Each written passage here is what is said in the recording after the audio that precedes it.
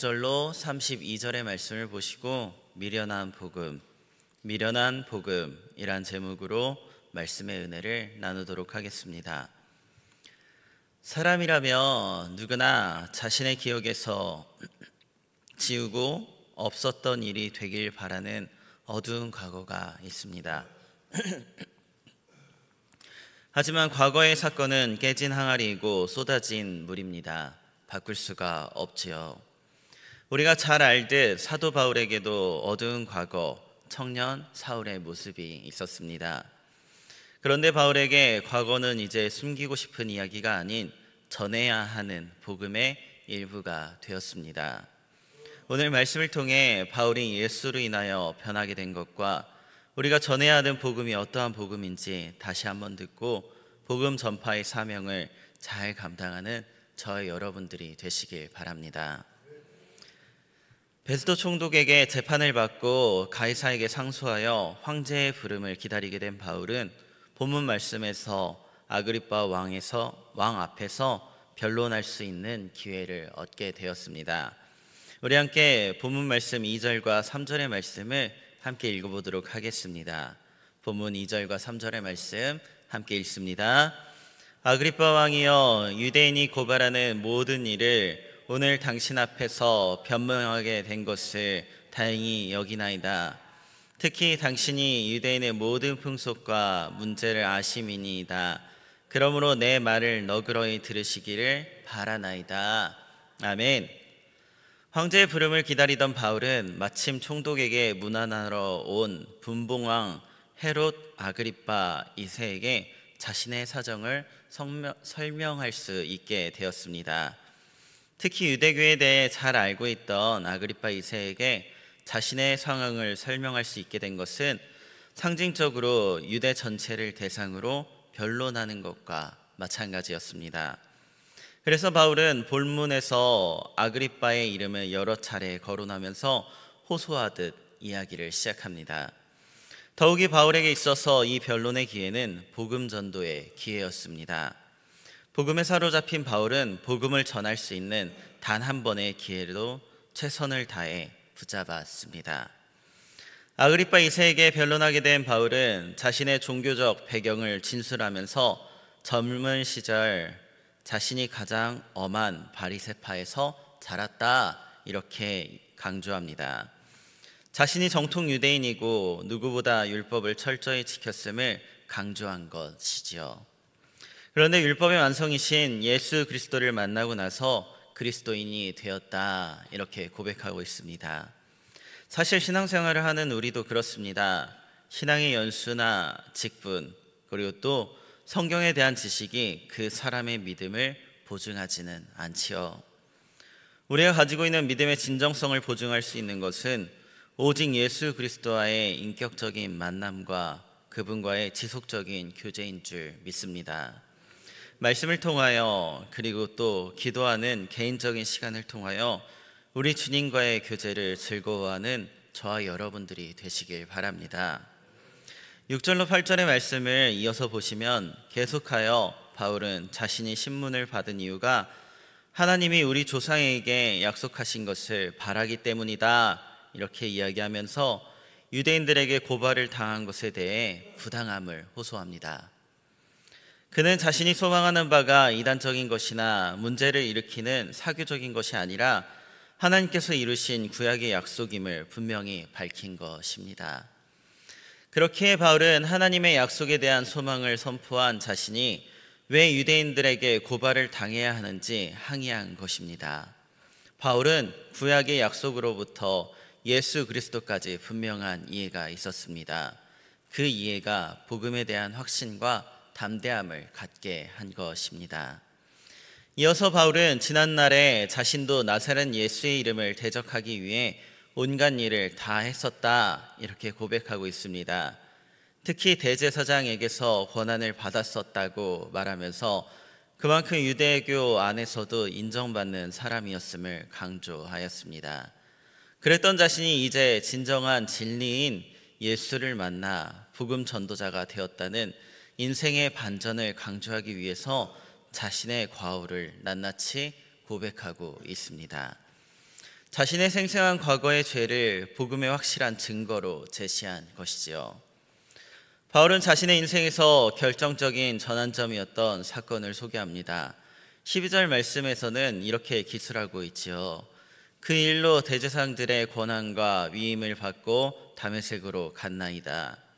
이 일은 과거 바울이 그리스도인들을 잡아 죽이러 갔던 일을 말합니다.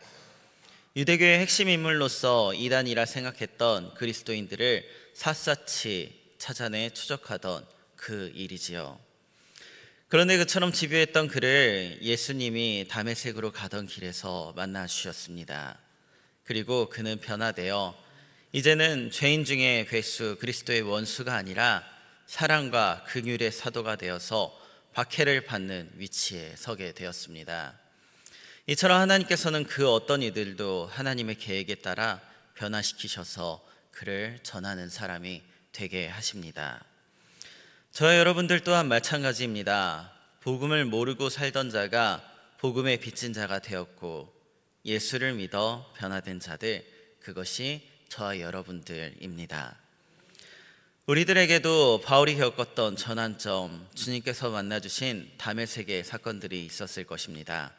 여러분들의 다메섹은 어디입니까? 내 인생에 주님을 만난 결정적 전환점이 되었던 그때, 그 순간을 잊지 말고 첫사랑을 늘 간직하는 우리가 되길 바랍니다. 계속하여 자신의 삶을 변론함으로써 복음을 전하는 바울에게 이제 베스도와 아그리빠의 반응이 나옵니다. 우리 함께 본문 24절의 말씀을 읽어보도록 하겠습니다.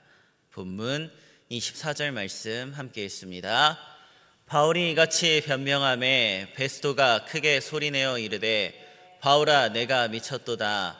내 많은 학문이 너를 미치게 한다 하니. 아멘.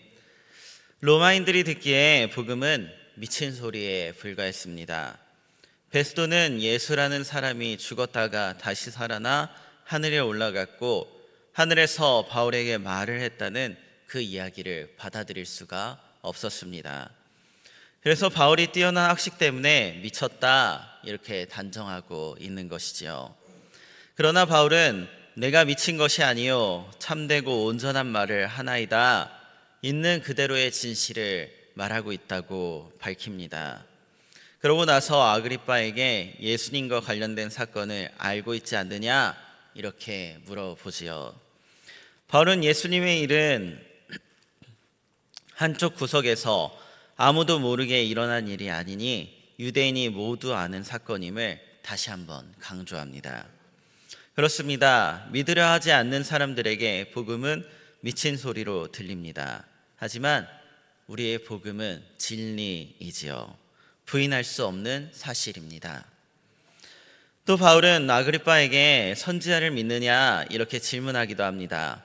선지서에는 에스겔 골짜기의 환상을 비롯해 부활에 대한 가르침이 있기에 선지서를 믿는다면 부활을 믿어야 하지 않느냐는 그런 질문을 한 것이죠. 이런 질문에 대해 아그리빠는 바울이 자기에게까지 복음을 전하고 있음을 깨닫고 불쾌해합니다. 사실 이 모습은 복음에 대한 유대인들의 일반적인 모습을 반영합니다. 선뜻 받아들이지도 못하고 그렇다고 능동적으로 반박할 수도 없는 불편함, 그것이 복음을 접한 유대인들의 심경이었습니다. 하지만 바울은 미친 사람, 이상한 사람을 취급을 하는 그들을 향해 모든 사람이 다 나와 같이 되기를 하나님께 원하나이다 이렇게 말하면서 복음을 듣고 믿기를 촉구합니다. 이후 이러한 변론을 통하여 바울이 무죄함은 입증되었습니다. 그러나 바울이 황제에게 상소했기에 그는 로마로 이송된 것을 말씀이 밝히고 있습니다. 바울은 이제 로마로 가서 끝까지 복음을 전파하는 일에 힘쓰게 될 것입니다. 말씀을 정리합니다. 몇 장에 걸쳐서 바울은 유대인들의 고소를 변론하였습니다. 자신의 삶을 잠잠히 말하며 그 고소가 부당함을 변론하였지요. 그러나 바울이 변론했던 것은 자신의 억울함이나 삶이 아니었습니다. 그는 그의 삶을 통해 드러나는 복음을 변론한 것입니다. 하지만 사람들의 시선은 이를 미련한 것으로 여겼습니다. 미친 소리 취급을 하였고 이상한 사람 취급을 하였지요. 사랑하는 성도님들, 여러분들의 시선은 어떻습니까? 여러분도 복음이 이상한가요? 그렇지 않습니다. 믿는 사람들에게 복음은 이상하지 않습니다. 틀려 보이지 않는 것이지요. 그러나 세상은 복음을 잘못된 것으로 여깁니다. 미친 소리라고 여기며 정상적이지 않다, 미련한 것이다. 이것이 세상이 복음을 바라보는 시선인 것이죠. 저 여러분은 세상이 미련하게 생각하는 복음을 따라 가는 자들입니다. 하지만 우리가 믿는 복음, 그 진리는 틀리지 않았습니다. 정욕을 따라 살아가는 세상이 틀린 것입니다. 저와 여러분의 일견 미련한 것 같아 보이나 바울이 내게는 우리 주 예수 그리스도의 십자가 외에 결코 자랑할 것이 없으니 그리스도로 말미암아 세상이 나를 대하여 십자가에 못 박히고 내가 또한 세상에 대하여 그러하니라, 이렇게 이야기했던 것처럼 우리 또한 세상처럼 정욕을 자랑하는 것이 아니라 가장 가치 있는 복음, 예수 그리스도 그 한 분만을 자랑하며 살아가야 하는 것입니다. 미련한 것 같아 보이나 그 복음을 따라 자랑하며 살아가는 저희 여러분들이 되시길 소망합니다. 기도하겠습니다. 정욕이 가득한 세상에 대응하기 위해서 미련하고 약한 우리를 택하여 예수 그리스도를 증거하게 하신 하나님, 세상은 우리를 미련하게 여기지만 가장 좋은 것, 진리의 답은 예수 그리스도 그 한 분뿐임을 고백합니다. 복음의 증인으로서 우리를 세우셨사오니 오늘 다시 한번 복음의 가치를 깨달을 수 있는 우리가 되게 하여 주시옵시고, 세상을 부러워하며 사는 것이 아니라 진리로 무장하고 세상이 미련하게 여기는 복음으로 세상을 이기는 우리가 되게 하여 주시옵소서. 오늘 하루 또 앞으로 복음의 증인되는 삶을 살길 원합니다. 주님을 의지하여 살게 하여 주시옵시고 주님이 기뻐하시는 그 삶을 위해 힘쓰며 살게 하여 주시옵소서. 예수님의 이름으로 기도드립니다. 아멘.